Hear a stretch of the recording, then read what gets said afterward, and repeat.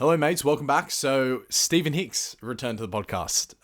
Very, very cool of him to do so. Stephen Hicks is, of course, the author of Explaining Postmodernism, among many other things. He's also a professor of philosophy at the Rockford University in Chicago. He's the senior scholar at the Atlas Society. He's heavily steeped in ethics and entrepreneurship, serving as the executive director of the Center for Ethics and Entrepreneurship.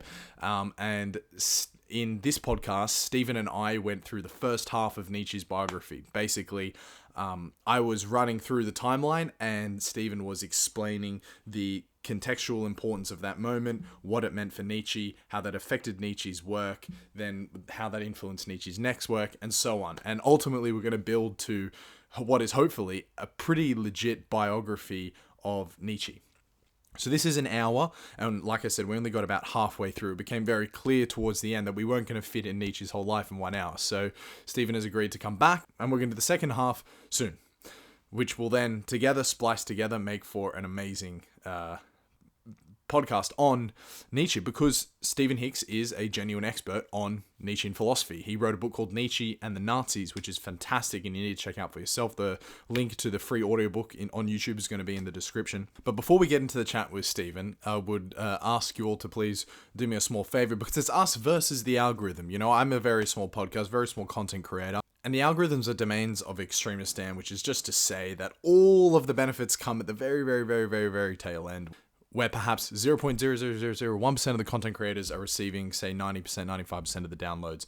So obviously there is a big gap for new podcasts to come in, but also new content to come in as well. And the one way to do that is to let the algorithm know that this might actually be something you're interested in. So with that as context, I ask you to pump your good juice into the algorithm and do me a favor and leave a review. Hopefully it's a good one, but put reviews in there so at least the podcast directories know that this show is worth indexing and that it is at least being viewed by people, because like I said, there's very few reviews in there as well. I haven't really been pushing it or asking for it, but on this one I just would like to leave you with that message, that if you could be bothered or spare the moment, leave a review. That's all. All of the good links for Stephen's work is going to be in the description. And of course, if you want to be notified when part 2 comes out, then you got to subscribe. Whether you're listening to this on a podcast or YouTube or via the newsletter, you got to subscribe so you're going to know. All right, that's all from me. Cheers. This was a fantastic episode. I get really energized speaking to Stephen. I think he's an amazing thinker. And he just, as you'll see, has a lot of erudition when it comes to the history of philosophy. And here is the conversation with Stephen. Well, welcome back, Mr. Hicks. Thrilled to have you back. Thank you very much. Oh, a pleasure, Ryan. I enjoyed our last discussion as well. Cool. And I got some great feedback from that as well, but that's for another time. We're going to roll straight into it. And basically the idea is to give a bit of a timeline of Nietzsche's life, and allow you to really unpack his ideas that come from his books as it falls along the timeline. So just to start, Friedrich Nietzsche, we all know him, very famous philosopher. He sported one of the best moustaches in history, most likely. He was born into 1844 Germany, and he later became one of the most prominent atheist, or at least anti-religious voices in history. But he was born into a very religious house with a Lutheran pastor as a father. When Nietzsche was 4, his father became mentally ill, a little bit of foreshadowing for Nietzsche's own life. He went blind and mad, and an autopsy revealed he'd lost as much of a quarter of his brain, so some terrible degenerative disease. He loved his father, and he also therefore loved God. I mean, he was indoctrinated into it, as it is in a very religious house. Age 20, Nietzsche arrives in Bonn and he's contemplating to study to be a pastor. It was here he discovered the first criticism of religion in his life. So now he's got this intellectual questioning of religion as well as the emotional questioning, because he asked himself, how could a god allow one of his worshippers, one of his servants more or less, to go through this much pain? And so as he's coming into his intellectual understanding of the world, he's just in his early 20s now, Charles Darwin's theory of evolution comes along to double down on Nietzsche's developing belief that all this religion stuff might be a little bit of an elaborate ruse and maybe everyone's being taken for a ride. And this is where I want you to initially come in, please, Steve. Can you comment on the mid-19th century and how there's this sort of cultural swelling for objective truths, just how radical some of the ideas are that's influencing Nietzsche here to justify his questioning of God? Well, yeah, the 1800s are an extraordinary era of intellectual ferment and cultural transformation. So, industrial revolution, the great battle against slavery, rising wealth, rising life expectancy, development of all of the modern sciences as we now understand them, and certainly biology is coming into its own in the middle part of the 19th century. So Nietzsche is born into extraordinary times, and at the same time, he's a precociously brilliant individual. So very well read for a teenager. Just plus the power of his mind means that he's going to penetrate to the deepest issues, and as we know, extraordinarily courageous. Or he's not one of these blinkered people who's just going to ignore certain things if they make him uncomfortable. Also packed into your preamble there is a very interesting question that we come back to for all of us personally, but also for the great minds, is how much of their resulting intellectual product. So Nietzsche is a great philosopher. How much of that is autobiographical or to be explained by the events that he experienced, and then a generalization on his particular experience to more grand cosmological claims, and then how much of it comes from intellectual sources, his readings of the great minds, the great poets, his experience of reading Greek history, and as you know, he was a great classicist as well.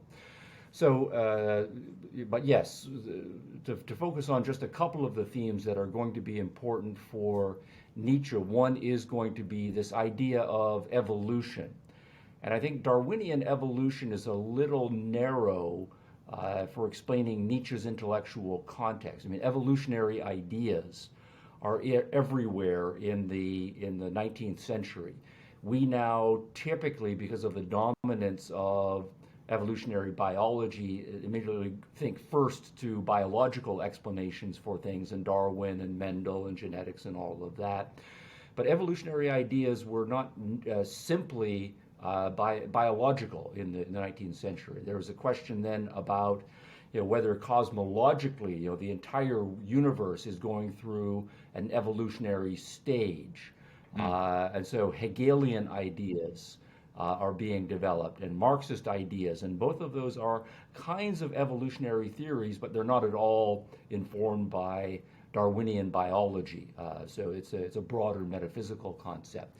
And what's important here is getting away from the idea cosmologically or even metaphysically that the universe is kind of fixed in terms of its broad sweeps, that there are laws of nature or laws of supernature that are fixed and eternal, and that those are unchanging across however long the universe has been around. The idea that the laws of the universe themselves change over the course of eons. So what's true perhaps in primitive times, and then in tribal times, and then in medieval times, and now into modern times, what's true metaphysically, even the laws of science, the laws of human nature, the laws of ethics, and so on, are themselves subject to evolution.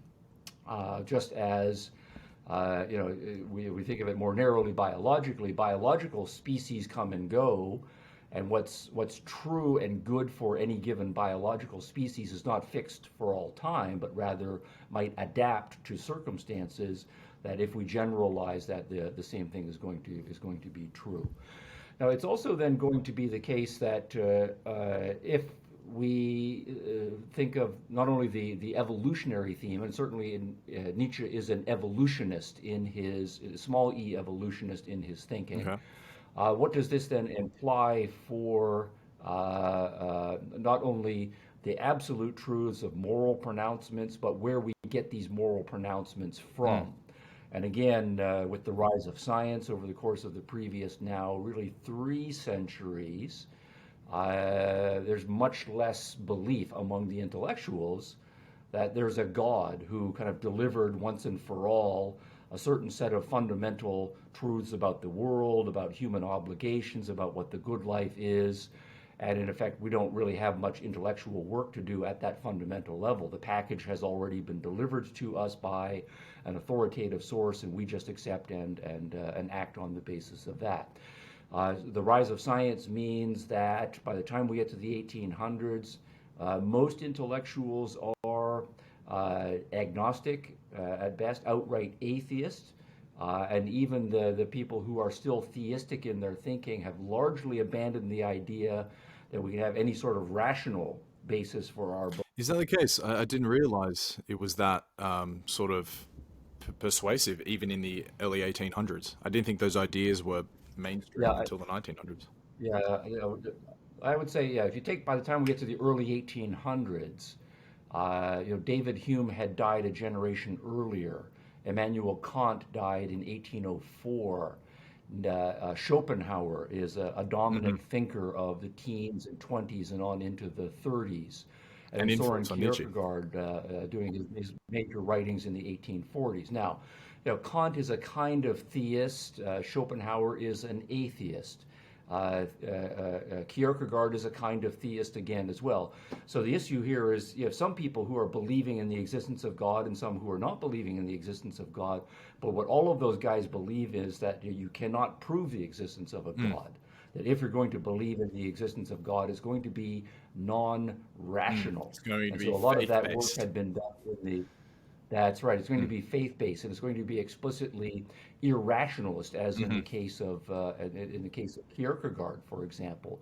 Or if it, at all you have any sort of intellectual, rational integrity, you're just going to believe that all of the traditional stories about gods and so on are just Hmm. myths, and that they're there to just serve various psychological Hmm. functions. But an intellectually honest person has to be an atheist, and then you're going down the Schopenhauer road. Yeah. So it really had been the 1700s where all of the major arguments for and against the existence of God were subjected to rational scrutiny.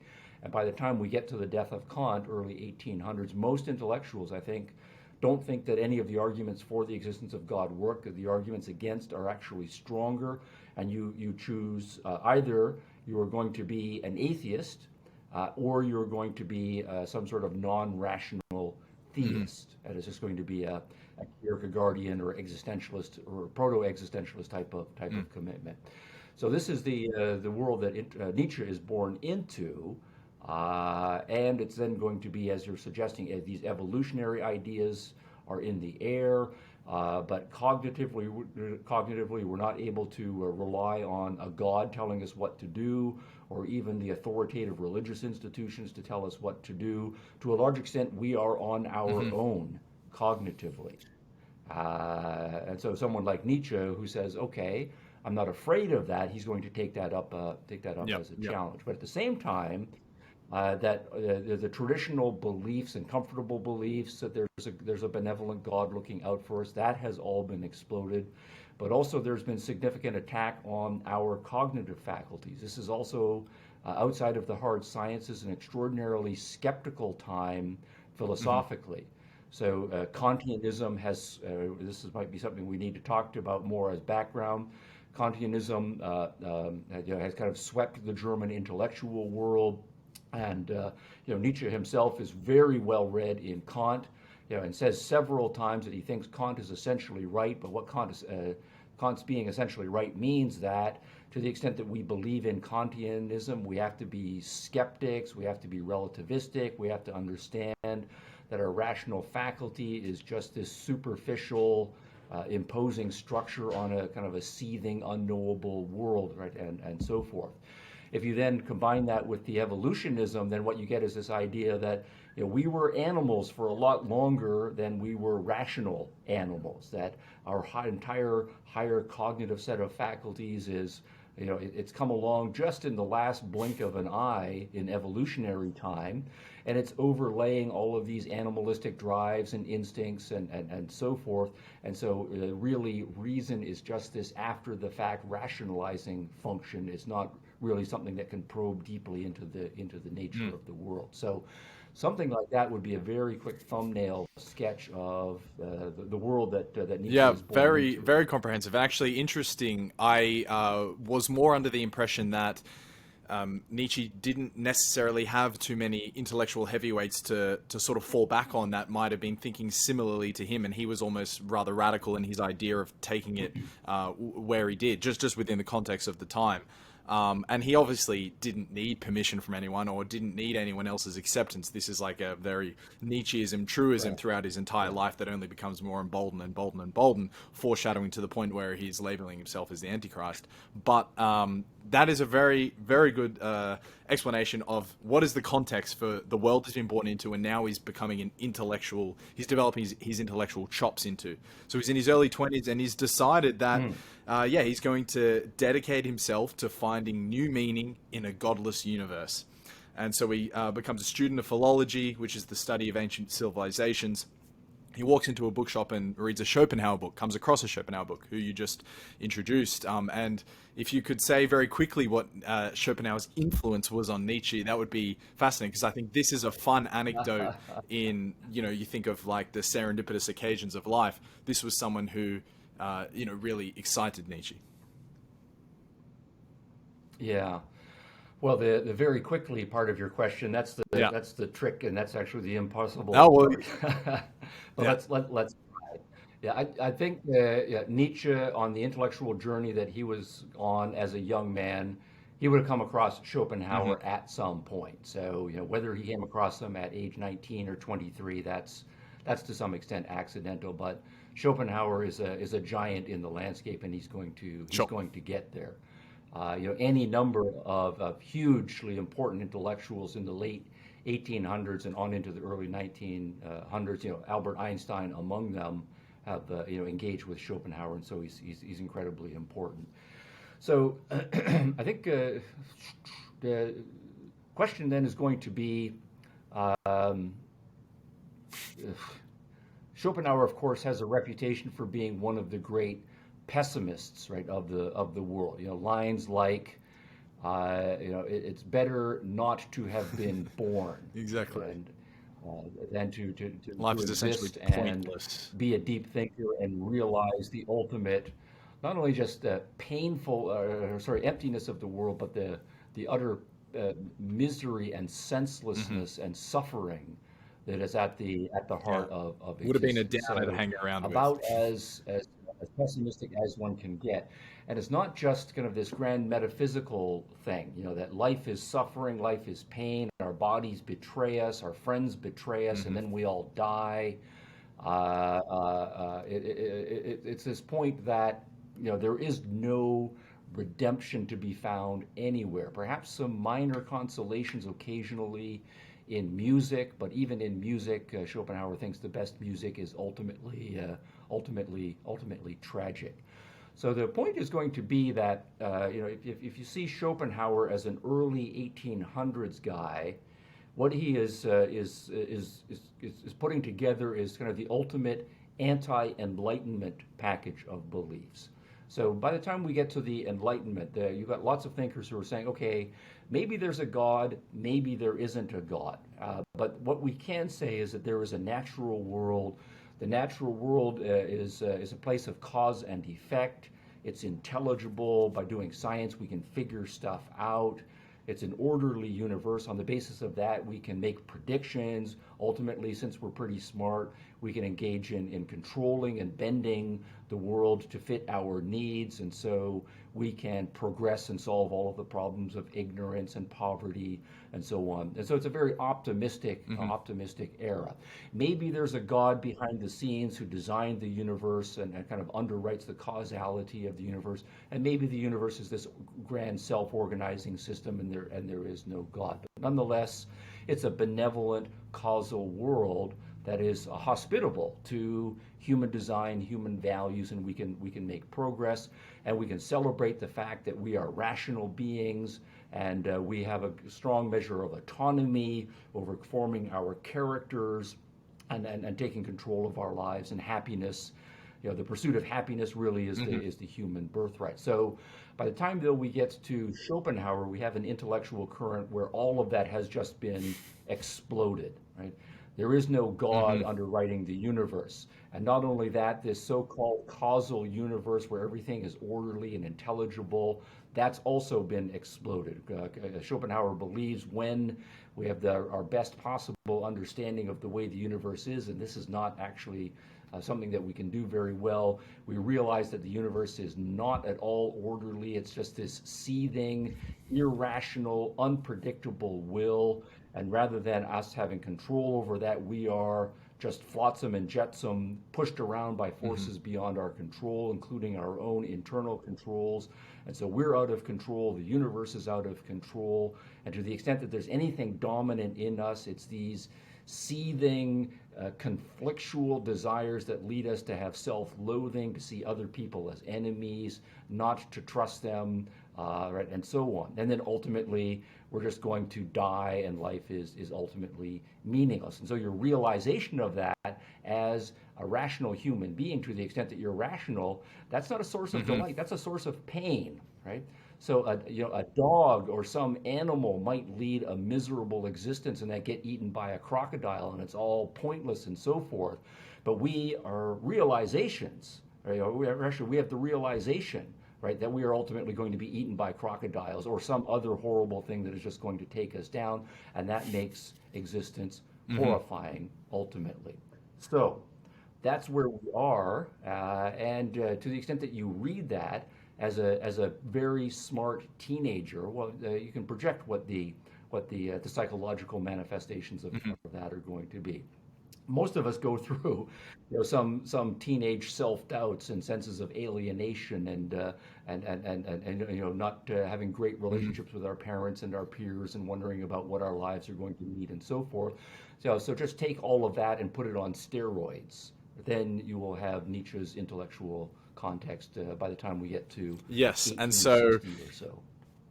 So that's so he's Schopenhauer. absorbed Schopenhauer, and he's sort of in agreement, but he wants to find meaning within it. He sort of despises the fact that Schopenhauer was this ultimate pessimist and almost nothing matters, which leads into Yes. nihilism, which is obviously from Nietzsche as well. But Nietzsche sort of starts off with this idea that perhaps rather than finding meaning in God and this sort of worship of religion, perhaps we could find meaning in art. And his way to this sort of conclusion is through the famous composer Wagner. And his first sort of great book is produced, The Birth of Tragedy. So again, I'm asking you to do the hard things here, but we're going to try through Nietzsche in an hour. So can you introduce The Birth of Tragedy to us? And maybe a little bit on him and Wagner's relationship.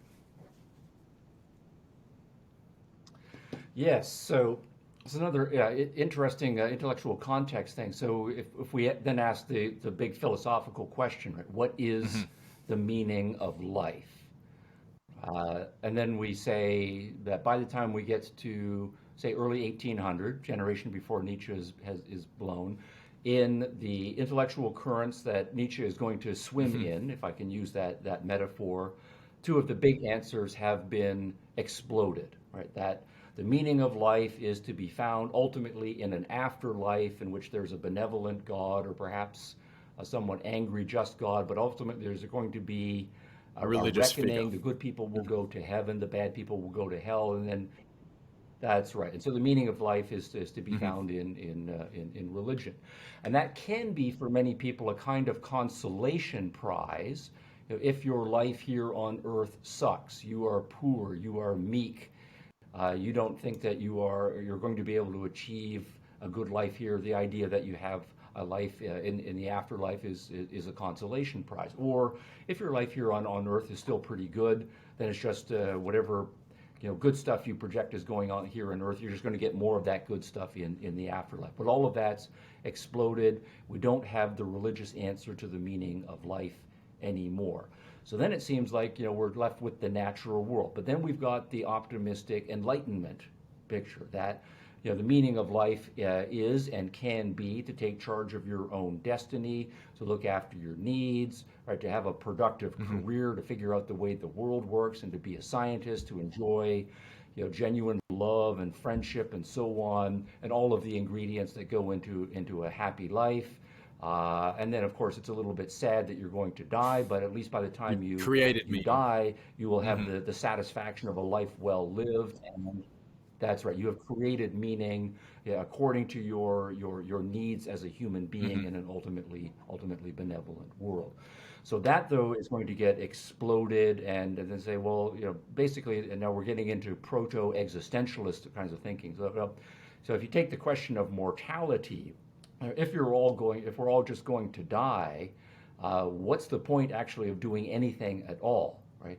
And it's not simply to say I'm going to build up the fortune, say for example. Well, what's the point of that? You Mm-hmm. can't take it with you into the grave, right? And what's the point of falling in love with someone and having a wonderful romantic life if you realize you're just going to see this person get older and older and then die? They might die before you, and you're going to have to put them in the ground. And isn't that going to be depressing? And they say, well, maybe I'll live on through my children. But then you have to realize as a smart person that your children are going to grow up. Some of them are going to get diseases, and others are Mm-hmm. going to get eaten by crocodiles. I don't know why I'm obsessed with that today, but but ultimately they are going they're going to wither and die, right? And there's nothing more horrible for a parent Mm-hmm. than to realize that their children are going to die and so forth. So how can we find meaning in this naturalistic world and so forth? And so then what we find is people finding, well, maybe art can be a kind of consolation prize, right, in some ways. And so we have the familiar thesis, art as an escape from reality. So reality is pretty nasty and brutal, and you don't want to think about reality too deeply. But what you can do is escape into an artificial reality and live in that illusory world as much as you possibly can, until of course you die, but then at Mm-hmm. least you've had as little pain and suffering in your life as you possibly can. For most of us, that's going to mean being consumers, but for the more consumers of art, but for the more ambitious of this approach here, the idea then is rather than waiting for God to create meaning for us, or for the scientists to tell us what nature has decreed is meaning for us, we can ourselves become creative beings. We can become godlike. We can become artists and create our own worlds, and that's going to be the most satisfying, right, source of meaning, and so on. So Nietzsche is aware of that thesis, and in large part, he's going to accept parts of it, but then he's going to extend that, and so on. So he is engaged with thinkers like Wagner, and partly Wagner has somewhat of a tragic sense of life that you can see in his music. But also there are some formal things in Wagner that are important to Nietzsche. So, I don't want to get too much into the technical stuff of music, partly because I get out of my technical depth pretty quickly here. But I do have some knowledge in this area. But the idea is in Wagner, you don't have, uh, let's tie it to evolution. The idea that there's Mm-hmm. an end point to the song, right? So the music is going in this direction, and then it's going to kind of evolve over in this direction for a while, and it might go back to the same stream, the initial stream, but then it might branch out again, and you don't have the sense that there's a definite Okay. telos or a definite end point to it, and that it's open-ended exploration of a universe, and then on the content side there are some tragic themes that are built into. But what that is interestingly is to give a metaphysical interpretation of music in a certain direction. So if we go back, for example, to say an 1800s piece of music, a kind of sonata, the idea is that you have a certain kind of theme that's announced, and it's developed over the course of a certain number of bars, and then it reaches an Mm-hmm. end. And so it's gone through a little cycle, and you know what that theme is. And then what you do is you take that same theme and you transpose it, or you introduce a variation on it, but then you come back to the same ending point, the same tonic, right, ultimately. And so you have the sense that the universe is going in cycles and going in cycles. And there might be some variations here and some variations here, but ultimately it's going to a definite end point. And then when you reach that end Okay. point, you know Okay. you've reached the end point, and that's when you clap, right? Or that's when you feel a certain amount of revolution. So what you have then musically is a closed universe that you can understand the themes and you know where it's going and you know where you've reached the end. And all of that then is set aside by the time you get to the Wagner generation of music. So it's a much more open-ended evolution, exploration kind of music. And then instead of the happy ever after ending of the tonic, you have this open-ended sense of ultimate doom or dissolution that's going to happen in the world. So yes, musically, and this is a very much a Schopenhauerian theme. The argument is that Nietzsche is taking up is that music is not just this superficial brain candy that we have, but rather Okay. music is a way of doing metaphysics, and it might be in fact a better way of doing music or doing metaphysics because at least again this is a Schopenhauerian theme. What music is doing is bypassing the rational parts of our consciousness. So a lot of us, of course, when we're listening to music, we will try to put things to images, and we'll try to put into words, and we're trying to say, this is what this is about, and so forth. And it's a very difficult and frustrating exercise to do. And the strong Schopenhauerian theme is going to be that in fact, is to miss the point of music. That what music is doing is that it's directly playing on your passions, on your desires, on your instincts, and that it's really shutting down your rational capacity, your ability to verbalize and conceptualize and put in propositional form what things are about. That gets shut down, and in a much more direct and immediate way, your resulting conscious capacities are confronting an understanding of the way the universe is, or experiencing of the way the universe is. And it does go beyond music as well, doesn't it? And Nietzsche also finds that this meaning of life through art can also be through a beautiful scenery, through a piece of physical art. It's not exclusively music, is it? Well, no, no. So to come back to your theme of the birth of tragedy, much of his reflection in that work is on literary versions of tragedy. And there it's not so much the formal aspects that we were just talking about in music, but the content aspects that kind of the genuine metaphysical understanding of the universe is ultimately going to be kind of at best tragic and at worst ultimately nihilistic, even at worst though, but still truest, ultimately nihilistic, and that the best art, whether music or literary or sculpture and painting, is going to be ultimately in that form. So all of that by way of preamble. You introduced Nietzsche's first mature work, published in the 1870s, the Birth of Tragedy. So we can plunge into that one if that's the best use of our time right now. I don't think it What do you is, but say? let's just bookmark it as your description of what Nietzsche's idea of finding meaning through art is will definitely suffice, Yes. because that is essentially the birth of tragedy. Because now we get into, I think, this is when things start to really take off for Nietzsche. This is when things become very interesting. He begins to hate university and I think I skipped something. No, did I?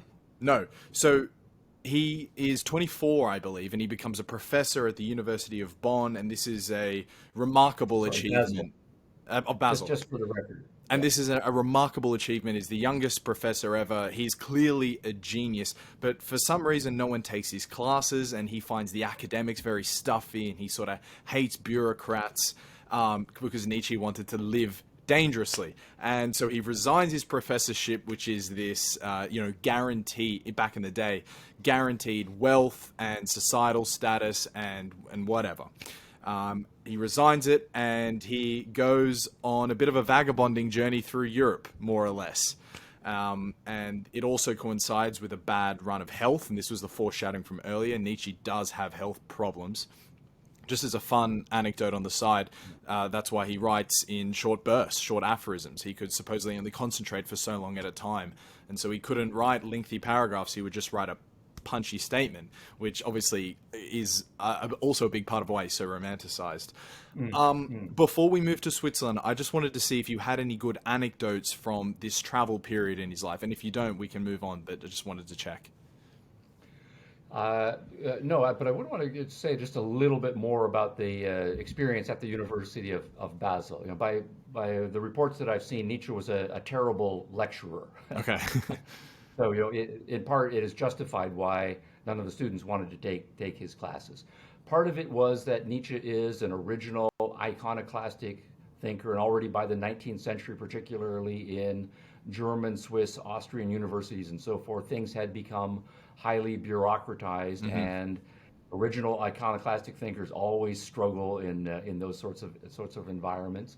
The Birth of Tragedy, which we just decided we're not going to plunge into, though, did not at all fit the mode of what a professor of classics was supposed to be writing upon. You know, it's an original thesis, but it's not at all clear that it's, at least from the standard of you know, a standard classically educated intellectual of that period, of what a good understanding of Greek culture is all about.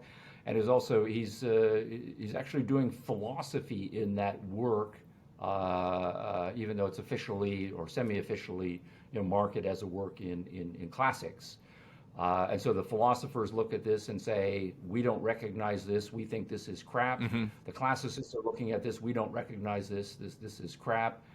He's not a particularly good dynamic professor, and so on top of that, you've got the administration and so on. So I think it was, you know, a parting of the ways that was mutually beneficial on both sides. Okay. Although I think that obviously in hindsight, the University of Basel would have been much better in the long run, doing whatever they could to keep Nietzsche and put up with him. From your research of Nietzsche, did you get to understand his character quite well? Because my thinking is he wasn't a necessarily very charismatic person, and although maybe a fascinating person, maybe not that fun to be around. Is there any evidence to back that up, or because that's just an intuition I have?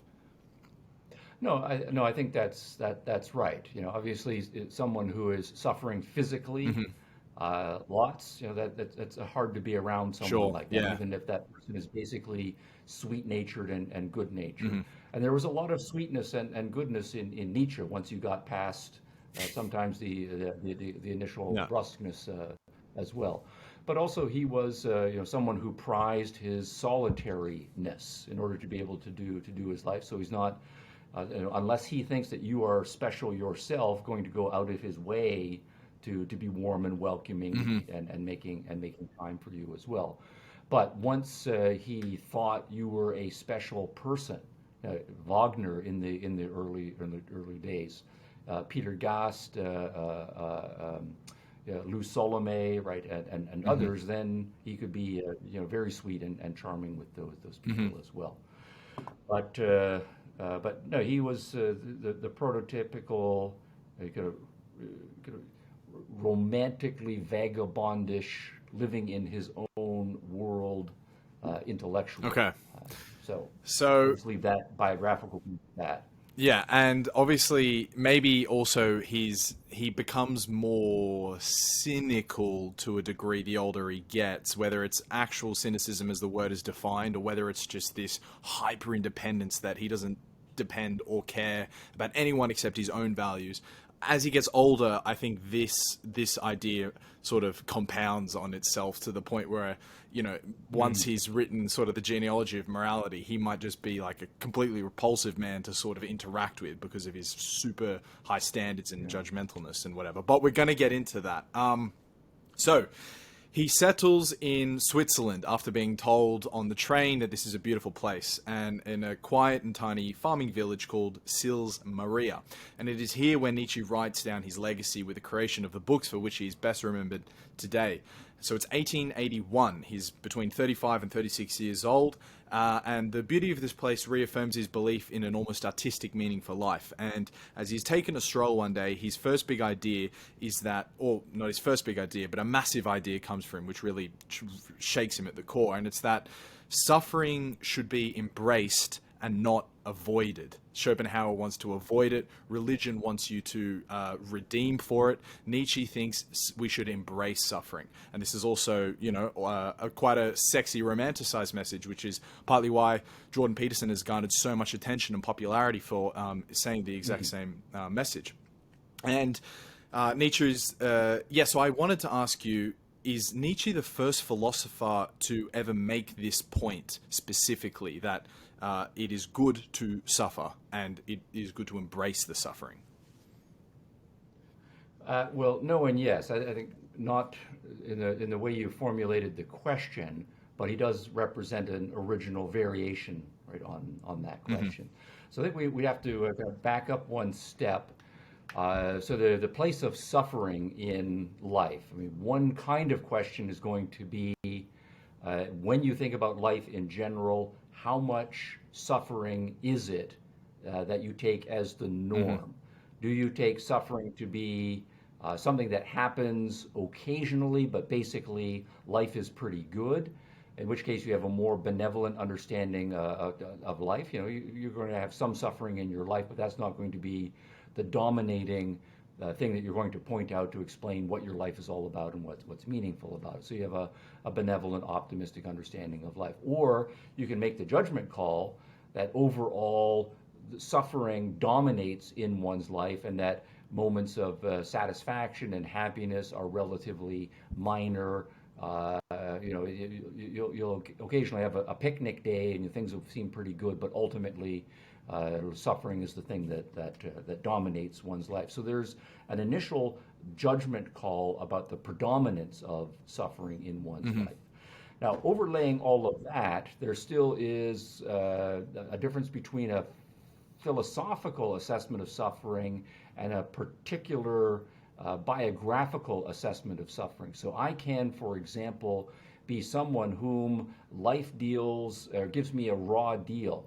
Maybe I'm born into grinding poverty, and I'm born with some sort of physical deformity that makes it very difficult, and I'm born in an oppressively political environment and so forth. But nonetheless, I say, even though those are the biographical circumstances or autobiographical circumstances of my life, I don't think that those say what life can and should be. And so even though my life has a lot of suffering in it, intellectually or cognitively, I'm still committed to the idea that life is pretty good. And that can cut the other way. There are lots of people who are in their autobiographical circumstances. They're born into prosperous economic circumstances. They have very good health. They live in a very free society. Nonetheless, they are convinced, psychologically, that philosophically life is pointless and meaningless, right, and full of suffering and so forth. So I think all of that would need to be teased out. So where we get, though, in the Schopenhauer, Nietzsche, and I think not quite as strongly, but to a significant extent in Jordan Peterson, whom you mentioned along the way, is a fundamentalist, not in any religious sense, but a fundamentalist tragic sense of life in which suffering is the dominant feature of one's life, and that also in suffering, not only in your personal autobiographical assessment, but that suffering is in some sense the most philosophically important and or philosophically revelatory aspect of one's life that one needs to attend to. And then one's reaction in that context to what your philosophy and your ethics of life is going to be, more specifically, is to be sorted out. So we can say, for example, by contrast to religious views of life, you mentioned those along the way. You might say, this life in the physical world is dominated by physical suffering, physical disappointments, social disappointments, moral disappointments in my own self. But nonetheless, there is a possibility of an ultimately benevolent, beautiful place in heaven. And so ultimately, that person then metaphysically is still an optimist because they believe that the final story is going to be an optimistic one. It's just that this Makes it all particular worthwhile. realm is dominated by so. That's right. Mhm. And they also then, to get more close to your specific question here, will then say that there is a value in suffering, that partly suffering is to teach you a lesson, that this life is not really the important realm. And so, to the extent that you expect to find value in this world, you're going to be frustrated, but that's teaching you the point that you're looking in the wrong place to find value. And so, suffering is a useful corrective to try to direct your energies in the proper direction.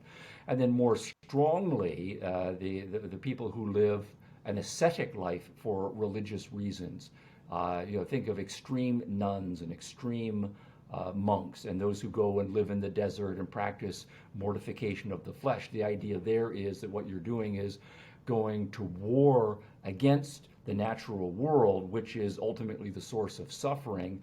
And to the extent that you can suffer as much as possible, in some sense, you will break your earthly bounds. And also at the same time, you will prove your worthiness to be redeemed to the higher world ultimately. So you'll get a breakthrough by going through as much suffering as you possibly can. That's a kind of religious redemptive understanding of suffering.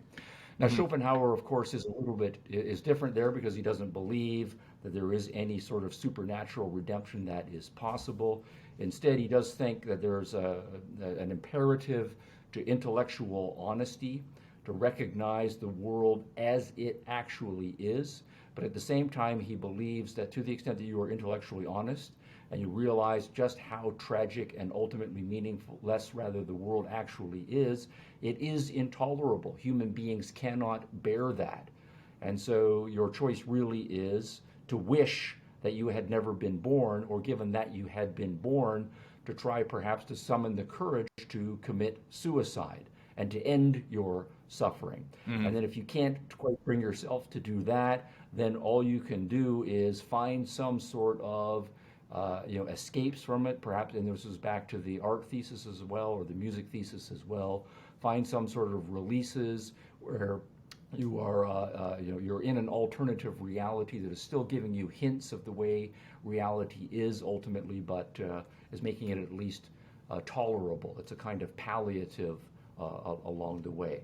Now, Nietzsche wants to resist both of those temptations, to the flights to the supernatural as a redemption for suffering, and any sort of ultimately just giving into suffering and wishing for suicide. And so what he wants to argue is that suffering and people being able to embrace suffering and endure a certain amount of suffering can strengthen you, that it can bring with you not only a physical discipline. So right now I'm thinking of the no pain, no gain physicalist understanding. Right, the more pain you endure physically, the stronger your body is going to get. But the same thing on the psychological side. The more suffering and pain that you can train yourself to take on and endure, and then ultimately transcend, that's going to make you into the kind of person who can ultimately become creative in some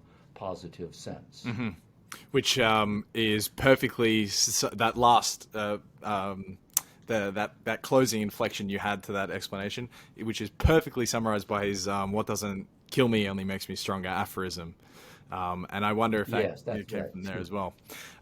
Okay, so I was very afraid this was going to happen, but obviously we haven't gotten into the chops yet, and we've got 15 minutes left. So I'm just thinking, between you and I, how should we strategize the rest of this? Is it worth getting into the big works after Thus Spoke Zarathustra? Because we're not going to be able to do it justice, I don't think. So what do you think? What do you reckon? Well, I think we can spend a little bit of time on Zarathustra because it brings through a lot of these themes Yeah. that we've just been talking about. Suffering, and then having through the developments of suffering, it's not only suffering in Nietzsche, become transformed in a way Okay. that you can become a genuinely positively creative kind of person. And the figure of Zarathustra Mm-hmm. is meant to be kind of a signpost or a herald in that direction. I don't think Nietzsche saw himself yet as the creative person who has achieved that, or even his fictional creation as the person, right, who is doing that. But rather, he sees himself as someone who is pointing in a certain direction. And what he wants is for those of us, other human beings who have some creative potential in us, not to give in to mediocrity, not to give in to this sense of meaninglessness and suffering, not to give in to just fantastical hopes that in somehow, after we die, there's going to be Valhalla or heaven and so forth, Mm-hmm. but rather to find whatever germ of creative potential we have within ourselves, and then do whatever it takes to develop that as much as we possibly can. So he uses the philosophizing with a hammer metaphor here. That's one of those things that gets misinterpreted. He doesn't mean going around like a sledgehammer and smashing things, although he's quite Yeah. iconoclastic and not afraid of smashing things. But it's more like to use this the musical metaphor as well. The hammer is really the tuning fork that piano tuners will use. So a piano tuner will come in and will be tweaking the strings on your. I need to move over a little bit. Tweaking the strings on your piano and then tapping them Mm-hmm. a little bit to see whether they're ringing true or whether they're off pitch, right, and so forth. And so Nietzsche's writings are like that. The chords in your soul that he's playing on Yeah. them, tapping them, and he's trying to get you to respond. And that's a clear note in me, or that part is muddied. But to find what your clear notes are, and then do something with them, become the creative musician who creates some sort of piece of music in your soul. So we're all on this evolutionary journey to tie back to our first theme. And human beings, he thinks, will become transitioned. He thinks human beings, as we are right now, we're just this relatively minor transitional feature. He's disgusted with most human beings and thinks they're kind of a waste of space, a waste of resources. But he does think within the vast number of human beings, there are a few human beings who have some creative potential, and those are the ones he's trying to reach. Those are the ones who will go in a Zarathustra direction, and Mm-hmm. it's through them that the future hopes for the overman, the greater, more developed humanity will come into existence. There's so much there, Stephen. I just want to make one comment because I'd love to ask you Yeah. about how you think the Ubermensch has been misinterpreted today. Because I mean, you wrote an entire book about how the Nazis misinterpreted the Ubermensch, but then also I think today there's a lot of misinterpretation of what he meant by the Ubermensch as well. But what I was saying before was how I can Let strategically me do just, this just because we've jump in. got 10 minutes. Let me just say, to some extent, to a large extent, yes, the Nazis did misinterpret, but I do think Nietzsche is not entirely off the hook there. So Okay. just that, at least as an aside for now. Okay, no, but that's good. Okay. But I want us to be able to like give it justice on that commentary.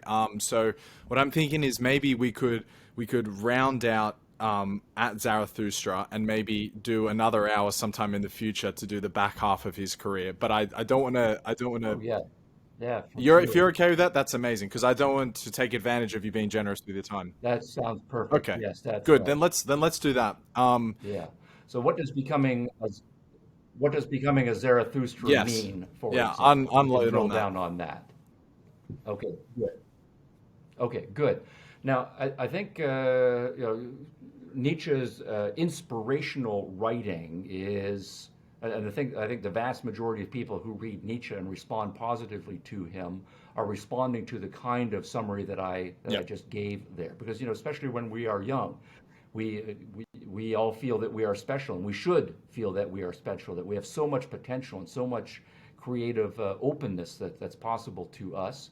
And Nietzsche is about one of the strongest voices in all of history, Hmm. saying, "Don't ever lose that. Don't betray Yep. that. right? And that's thrilling to us as young Yeah. people. And Such a of course, the great seductive idea. tragedy is that most people lose that by the time they are in their middle 20s and so forth. Hmm. But don't ever give up on the hero potentially inside your Hmm. soul. So where though I think Nietzsche opens the door to lots of so-called misinterpretations that I don't think in many cases are misinterpretations is that because of Nietzsche's philosophical assumptions, he cannot say with any degree of specificity what the new creative geniuses are going to be like, right? The post-Zarathustras. What he is going to say is nature is not telling us what it is properly to be a human being. God is not telling us what it is. We are totally autonomous in that sense, creative agents. And different creative agents are going to go in very different directions. So if we just think about musicians or artists, right now, we can be generally encouraging of young people who've got artistic potential to do their own thing, but there's no way for us to predict what direction great creative music is going to go in 10 Hmm. years or 20 years. And it would be totally inappropriate for us right now to say to a young musician, here are the themes that you have to develop, and here are the proper forms that you can use, right, and so forth. We can suggest all of those things, but it is ultimately has to be up to the creative genius himself, or even if we're not a creative genius, the creatively talented person, to make our own decisions and go off in our own direction. But it's not just in music, because the creative people are not necessarily going to be artists.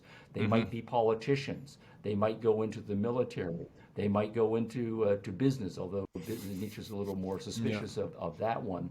They might go Mm. into any walk of Warriors. life, and the point is that from our currently limited human perspective, we cannot predict or tell them what direction Hmm. things ought to go. It's completely open ended. Now, that then is, if it's completely open ended, what's wrong with saying that to some young creative person, my goal is to be the Hmm. next Napoleon, or my goal is to be the next Alexander the Great, or the next Julius Caesar. And and I'm going to pour my creative genius into being the next generation, world Conqueror. historical, Yeah. Yeah. military conqueror, right, and so forth. The same way, Beethoven and then Wagner conquered the music world, right, and the way in various other domains of human possibility, Hmm. one might choose to be a conqueror. So it's completely open-ended, and there's no value standard in Nietzsche from which we can say, oh, certain Hmm. things are just wrong, right? Certain things are violating fundamental moral principles or absolute moral principles, because all of that has Yep. been exploded. We really are going beyond Hmm. good and evil, and we're also going to go beyond good and bad, because good and bad are undefined until the new creative geniuses define for Yeah. Yeah. themselves what that good and bad is going to be.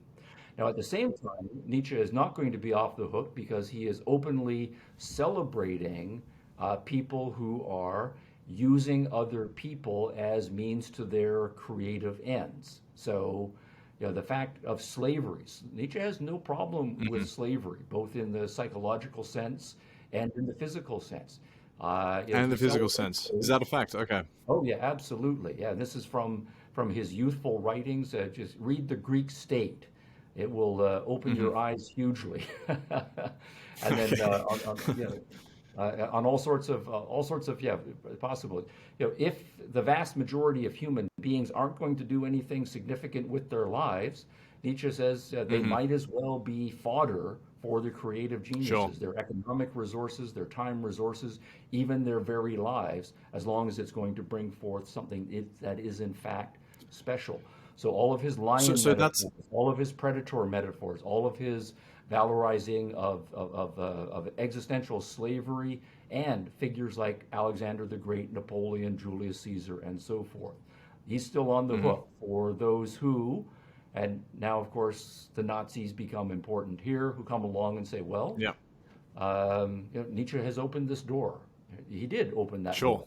If Sure. Okay. That's very interesting. I've always thought it was a mischaracterization of Nietzsche to take the herd literally, to take the idea of the people who don't have what it takes to strive to become, individuated, or the Ubermensch, that it's okay to physically use them as slaves. I've always just thought it was this idea that they were to just be not thought about and ignored. And for instance, if any sort of criticism came from their direction, it was to be absolutely ignored, because the herd cannot they No, cannot understand where I'm coming from as this overlord. But it is a more physical sense. absolutely. No, He condoned the ownership of them. Okay. it's perfectly fine for the wolves to eat the sheep. Yeah. And Okay. it's also Well. the other way, it's perfectly fine for the shepherd to use the sheep as a mass weapon for whatever values. And to go back to And Zarathustra, he does say explicitly, mankind, this is almost a direct quote, mankind in the mass sacrificed to create a higher species is perfectly fine. Mankind in Okay. the mass Yeah. sacrifice, he's fine with it. Sure. Okay. So maybe a touch genocidal as well, old Nietzsche back in the day. Okay. Well, look, absolutely brilliant, Stephen. I'm over the Great. moon that you're willing to do a part two, because obviously the great part about Nietzsche is we haven't even gotten to the crazy stuff yet. Just to like tease some, you know, his Well, I think we've disdain of gotten to some religion. of the I crazy love stuff. this. Yeah, but I mean, like, I love this quote. His favorite character from the New Testament was Pontius Pilate. It's just like Mm, this idea that he despises religion. And then obviously we're going to get into slave morality, which you did a fantastic episode on your Open College uh, podcast, which I'll link people mm, to. great, But great. yeah, we'll be able to cover all of that. But just to round out this episode, because I know you got to go, as some context for where Thus Spoke Zarathustra came from. This is before he's written this. His books aren't selling. He'd walked away from his career. He was getting into his 40s. He was sickly. He was even a little bit suicidal. But from the depths of his misery came this book, which just totally turned his life around. The parable on self-overcoming and becoming the Ubermensch, someone who's no longer reliant on society's standards, but only one's own goals. And I think we can leave it there if you want, or if you've got a That's a few minutes, we'll perfect do. ending, Ryan. Yep. Perfect. Then let's do it then. Well, Okay. Stephen, Yeah, uh, and let's do part two at some future month. Definitely. yeah, as soon as possible. You tell me when you're free. Okay, will do. All right. Thanks for that, Ryan. Great discussion.